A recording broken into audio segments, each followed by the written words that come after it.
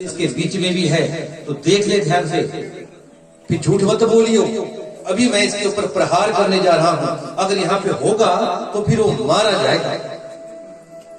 ऐसा बड़ा क्रोध में आकर के कह रहा था, पूरे वीर रस में। यहाँ प्रहलाद बड़े भाव से कह रहे हैं, जी पिताश्री इस खंबे के बीच में भी है। तो उठाया अपने गदा और जोर से प्रहार किया उस खंबे के बीच पर, और टूटा वो खंबा जोर से, और उसके बीच में से आवाज आ रही है, ये हूं का मतलब कि मैं हूं, लेकिन तुम्हें नहीं दिख रहा।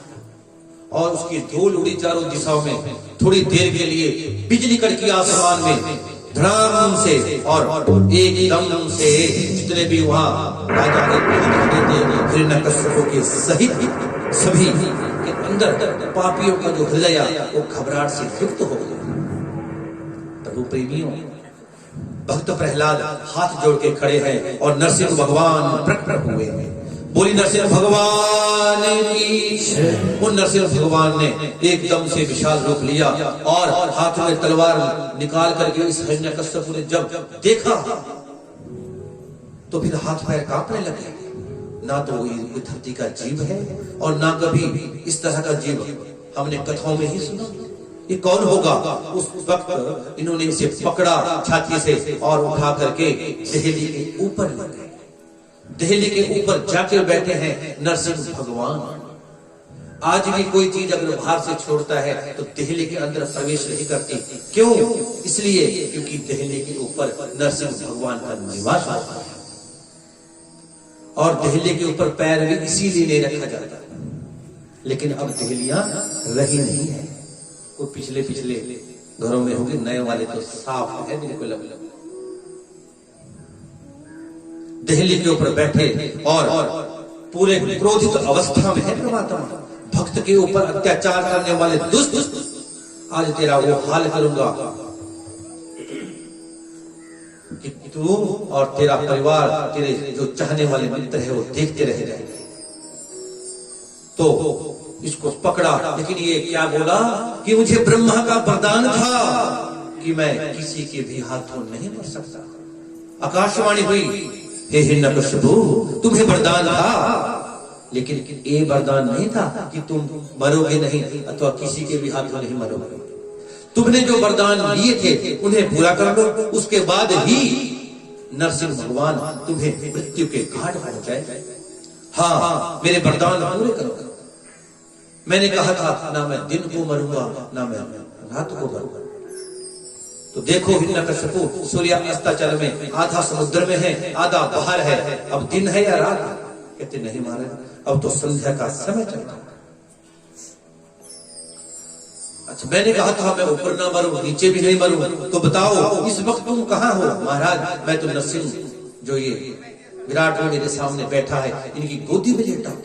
तो ऊपर हो या नीचे? ना ऊपर ना नीचे, आगे ना पीछे, दहली पर हो। अच्छा, 12 महीने उसी वक्त अधिक मास एक और बढ़ाया है भगवान। तब उसको फिर याद आ गया, इसने कहा नक्षत्र तो 27 से ही है, अभी इस वरदान को भी पूरा करते हैं। भगवान ने उसी वक्त उत्तराखंड का एक टुकड़ा और रेवती का एक टुकड़ा तोड़ा और दोनों को जोड़ा, और उसका बना अभिजीत मुहूर्त।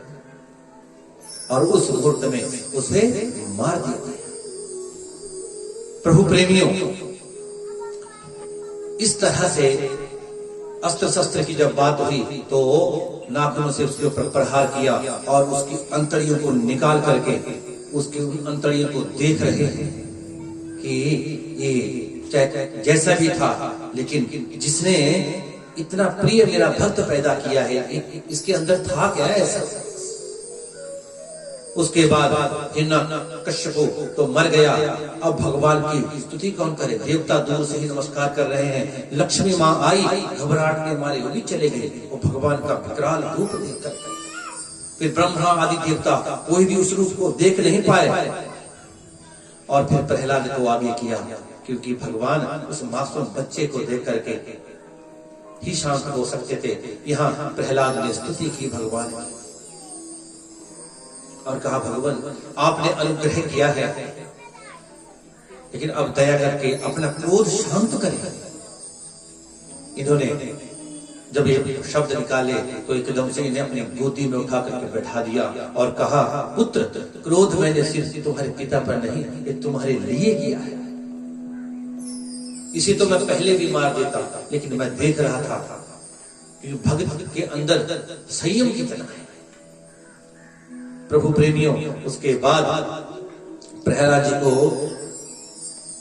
यहाँ इस राज्य का राजा बना करके भगवान अंतर्धान हुए।